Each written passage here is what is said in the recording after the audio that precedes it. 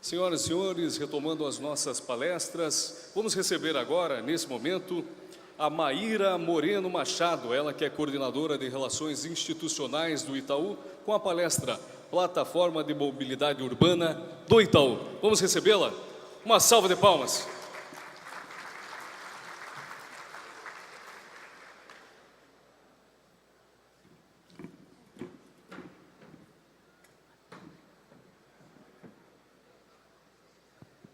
Oi, pessoal, boa tarde, tudo bem? Bom, eu vou contar aqui um pouquinho da atuação do banco com mobilidade urbana, mas antes de mais nada, acho que eu queria agradecer pela oportunidade da gente estar aqui hoje. É um grande prazer ser patrocinador do primeiro Congresso Brasileiro da AND. Acho que essa participação do Itaú tem muito a ver com uma aproximação que a gente está buscando com os DETRANs, não só sob uma ótica de negócios, que acho que a gente já é parceiro de longa data de vários de vocês, com iniciativas de arrecadação, enfim, mas também com iniciativas institucionais, né? Então, hoje eu vou contar um pouquinho do que a gente tem feito em relação à bicicleta, e a gente tem buscado também outras oportunidades de parceria, como, por exemplo, trocar informações sobre veículos apreendidos que sejam de propriedade do Itaú, para que a gente consiga liberar os pátios públicos com maior rapidez. Então, enfim, tem uma série de iniciativas, uma série de frentes. E eu queria agradecer, então, ao Marcos pela oportunidade de estar aqui. A gente se encontrou em setembro. Quando a gente ficou sabendo do congresso, a gente quis muito estar presente. Então, vou começar. Vou contar para vocês um pouquinho da plataforma de mobilidade urbana do Itaú.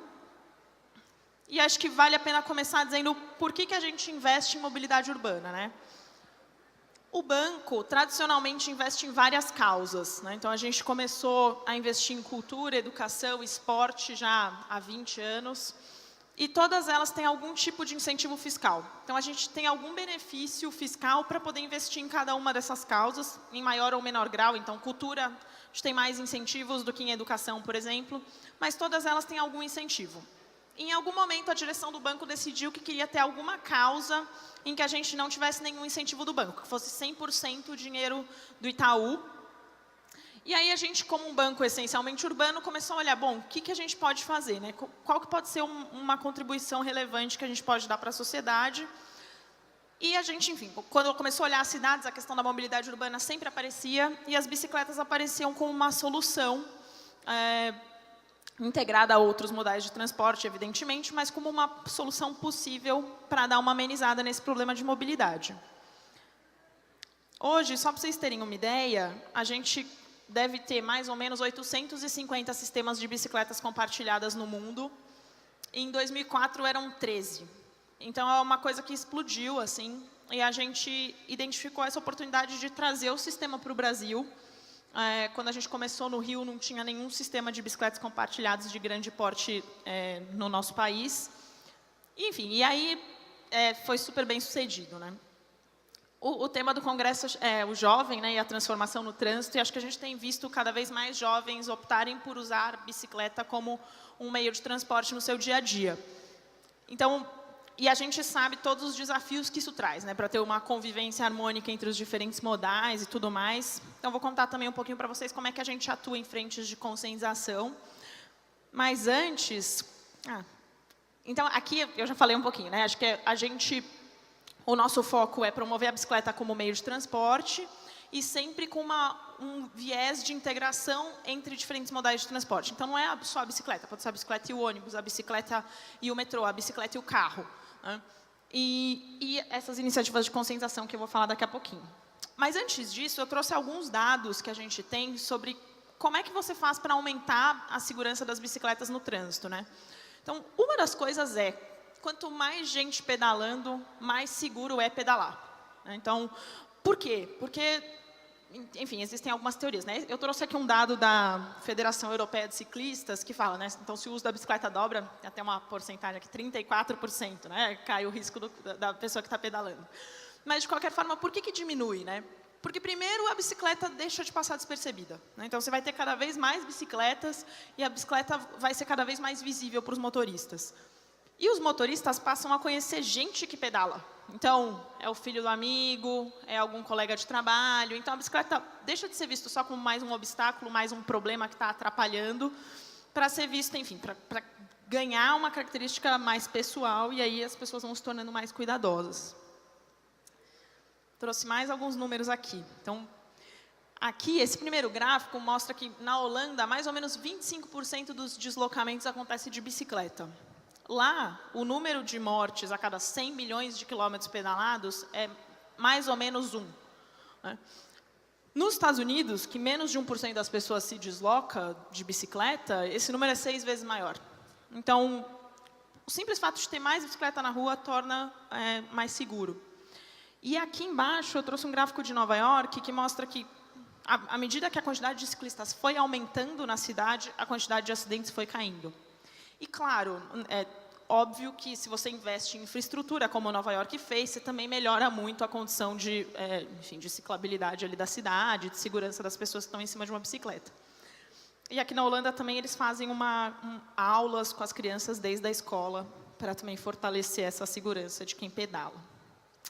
Então, como é que a gente atua lá no banco, né? A gente tem 3 frentes.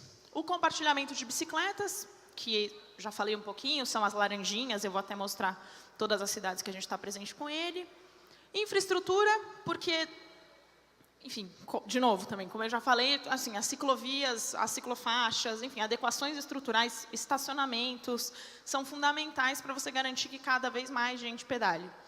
E iniciativas de mudança cultural, né, de conscientização para uma convivência mais harmônica entre os diferentes modais e também de promoção da bicicleta como um meio de transporte, de cultura da bicicleta mesmo. Então, em compartilhamento, a gente está presente em 7 cidades. Começamos lá no Rio, e a nossa última cidade foi Brasília. E a gente também apoia 2 ciclofaixas de lazer. Então, para nós, o compartilhamento é um gerador de demanda, né? Ele vai fazer com que pessoas que nunca pedalaram comecem a pedalar. E ele vai, de alguma maneira, ele também tira a bicicleta da invisibilidade, porque são bicicletas laranja, que, enfim, você gera aí um volume de bicicletas maior. Então, ele é quase que o nosso primeiro passo, assim, quando a gente vai chegar com a plataforma, a gente começa com o sistema de bicicletas compartilhadas. Hoje são 740 estações no Brasil e a gente já soma mais de 10 milhões de viagens desde que a gente começou o sistema em 2011. E aí, bom, então cada vez mais gente pedalando e você vai criando uma demanda por infraestrutura, né? Quando a gente começou, tinha uma crítica também muito, você precisa começar investindo em infraestrutura. Pode ser, né? Mas se você também começa a ter cada vez mais bicicletas, você cria uma demanda e o poder público precisa responder a essa demanda. Então, a infraestrutura começa a aparecer.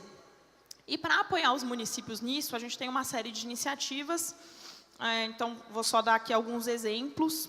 A gente mapeou ciclorotas em São Paulo e no Rio, que são rotas mais seguras para o ciclista pedalar, onde não existe infraestrutura física, né?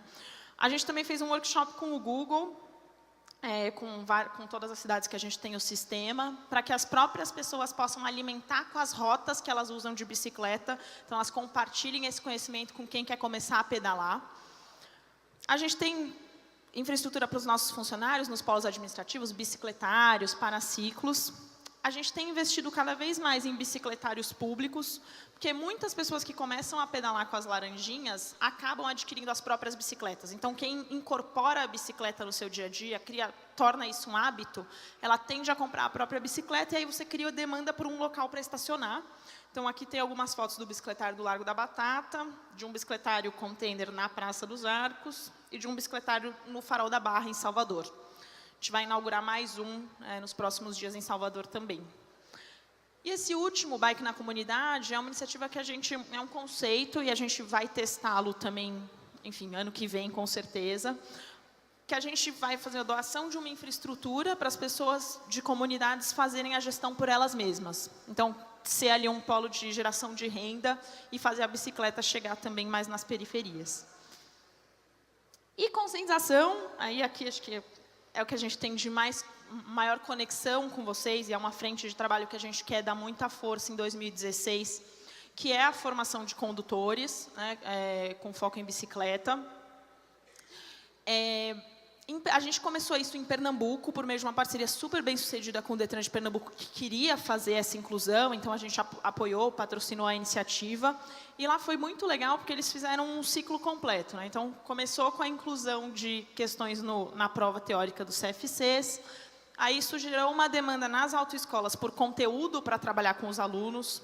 Aí a gente fez uma formação com esses instrutores, então quais são as questões mais importantes do Código de Trânsito relacionados à bicicleta que poderiam ser trabalhados com os alunos em sala de aula. Aí, em seguida, a gente instalou bicicletas estáticas nos pátios dos Detrans do estado todo.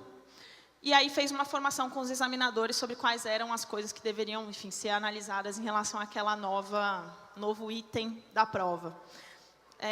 Curiosamente, depois que a gente instalou e tudo, a gente foi conversar com o Charles, que é presidente lá do Detran, e aí ele estava contando, né, que eles tiveram até um aumento de arrecadação, porque várias pessoas não respeitavam 1,5 metro da bicicleta e não diminuíam a velocidade ao passar por essa bicicleta estática. Então, enfim, acho que trouxe resultados bem bacanas, a gente fica super feliz com essa parceria, de ter sido convidado para fazer essa parceria com eles. E a gente está super à disposição, enfim, para compartilhar com vocês também essa experiência e para implantar isso em mais Detrans ao longo de 2016. Outra coisa que a gente fez que é bacana, que a gente também gosta muito, que a gente também está procurando expandir para outros locais, foi conscientização com motoristas de ônibus, né? Então, a gente já fez isso em Salvador e em Pernambuco. E aí, em Salvador, a gente conseguiu fazer uma atividade prática com os motoristas de ônibus. Então, a gente coloca bicicletas estáticas para eles pedalarem. E aí um dos colegas dele vem e tira uma fina dele para ele sentir como é que é quando o ônibus tira uma fina e você está numa bicicleta. E a gente, assim, eles mesmos falavam, nossa, agora entendo por que o ciclista reclama tanto. Então, enfim, acho que a gente está bastante, essas são duas iniciativas que a gente quer dar bastante velocidade no ano que vem. Então, enfim, os Detrans que tiverem interesse, estamos à disposição. E aqui só mais uma iniciativa também para compartilhar com vocês. A gente tem feito ações com crianças. A gente acha que investir nas próximas gerações aí é um jeito bem eficiente também de promover mudança. Então, a gente hoje tem uma iniciativa que se chama Escolinha Bike, que a gente faz em todas as cidades onde a gente tem compartilhamento de bicicletas. Esse número já está até... Aqui a gente colocou, né, no Carnaval, a gente fez um piloto no Carnaval, então 3.500 crianças atendidas no Carnaval de Salvador. E hoje a gente já deve ter atendido mais ou menos 10.000 crianças com Escolinha Bike, que a gente começou em setembro. E a gente deve continuar ao longo do ano que vem todo. Acho que era isso, na verdade, que eu tinha para trazer para vocês. Obrigada pela oportunidade. Fico à disposição também para conversar com os Detrans que tiverem interesse em implantar as ações em parceria conosco. Obrigada.